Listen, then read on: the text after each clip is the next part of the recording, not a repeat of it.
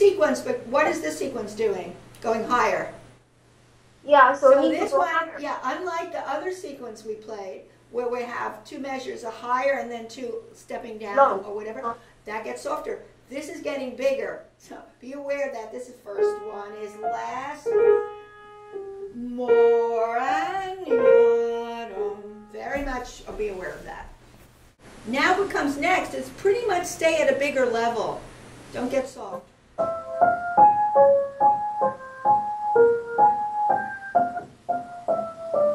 Remember, that is so good. Huh? But use a curve down. In other words, don't do finger up down approaches to da da da da. We want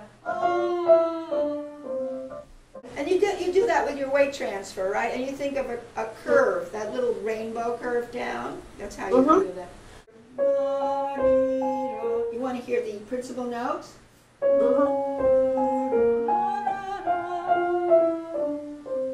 Which was nice, because you don't want to hear the in-between notes so much, the common tones, right? So always listen for what's moving in the texture. What notes are moving, and what notes are just staying, because if you block, you hear, right?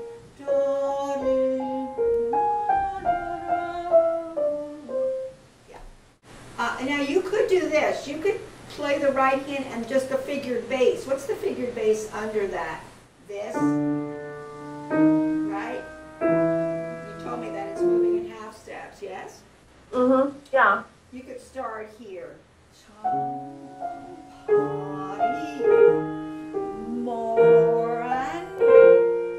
See, that already gives you the outline of what you're going to be hearing, right? Without the pokies in the left hand. You're rolling the left hand, fours there. I'm always looking for the fundamental bass, you know, if there is one, and is it moving in chromatics? If it is and it's going up, it's intensifying, you know. And he never resolves it until where?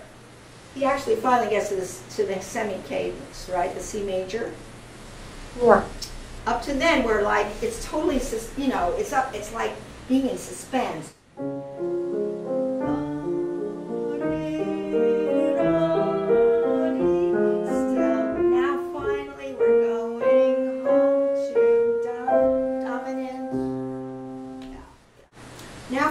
Together, you're going to go very slowly in this new little section, right? Now, a good place to start would be here, yes. Go slower. Answer.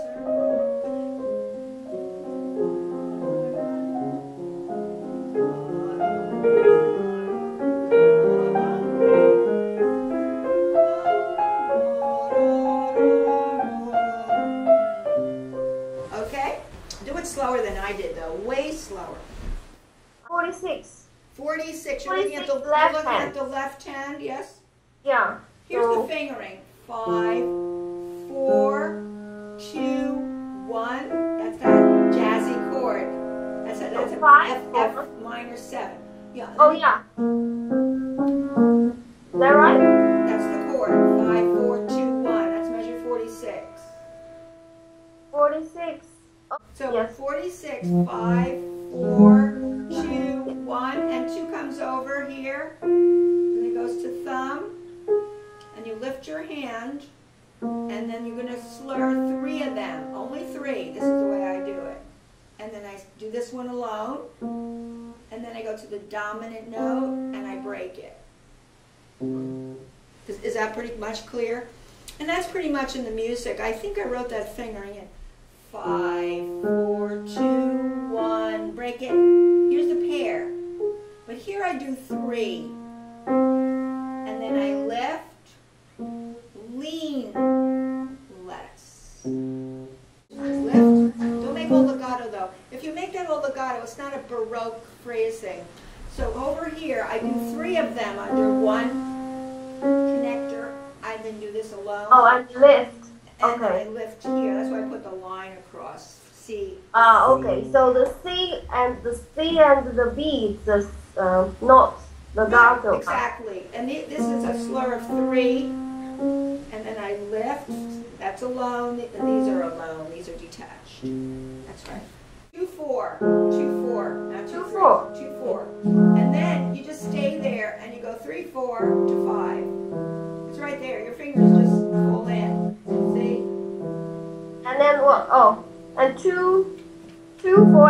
4. Yes. And then you fall And down then 5. into, that's a paggiatura. Right? So you lean on what? Bum. That's like the beginning coming back, but with a kind of different harmony. And then you have a sequence. You go down by half step, and you go to 2, 4, 2, 4, 2, 4. 3, 4, and now you're going up. Surprise. See? And then, so 2, 4, All and 2 4s at the beginning. I'm using 2, 4 as a sort of symmetry. 2, 4, and then I'm 2, using 3. 2, 4, 2, 4, 3, 4. 2, 4, 3, 4. 4, 3, 4. Yeah, because you don't change, your fingers are already there. Oh, yeah. They're already there. You're not changing anything. Yes. Yeah? Now Okay. you're moving down to 2, 4 again. It's all 2 4s. And then it's 3, 2, 5. You see, everything's a symmetrical fingering. All 2 4s. The fingering is the same all the way through that. It's going to be always 2, 4, 3, 4, 3, Yeah. this whole thing.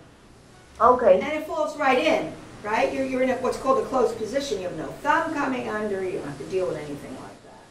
You're right, falling right in. But these are sequences. Not really, because this one's a surprise. You went up to C. Now these are going to be sequences, because they do the same thing but down in a different place. See that? Wherever you see the same thing, it should be easier. Where you see something different, you got to make a note of it, where he does this. Right? That's the only different one, right, in terms of its profile, of its geography. That sequence actually is going down, yeah. The left It hand is. down. There's only one place where he does. Apart from the C. Different than the other ones, right? It stands out as going up a fifth, where the others are keep falling down by step. Oh, it almost has an atonal quality, you know, this business. This doesn't, but this. Just a little bit different, you know, against what's upstairs, right? It's because of the right hand against that. You know what I do here? Watch how I phrase.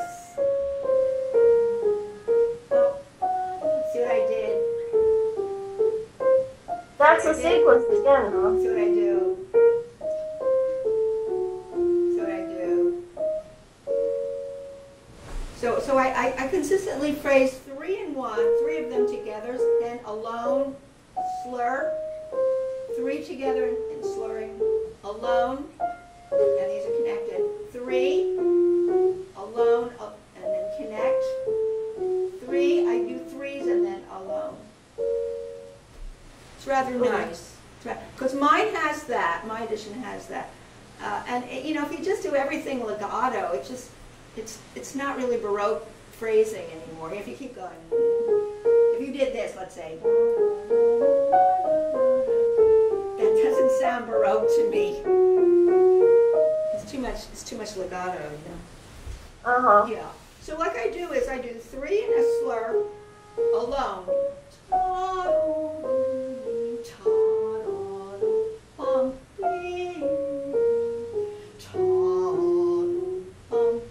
It's falling down, isn't it?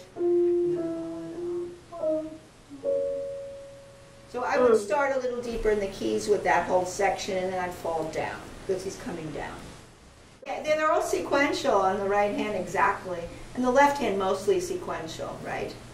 So again, that is driving your interpretation, and you have to be aware, what am I going to do? I can't let it be to chance. I have to know, how am I going to execute this?